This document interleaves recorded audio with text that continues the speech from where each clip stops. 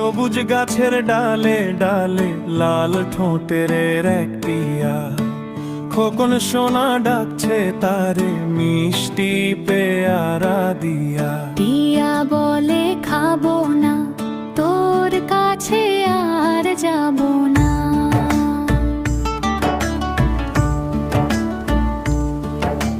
খোকন তখন হেসে কুটি কুটি, খেলছে দুজন মিলে খুনসুটি।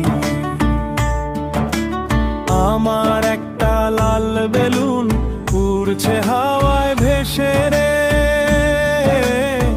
মেঘের দেশে যাচ্ছে উড়ে অচিন কোনো দেশে রে।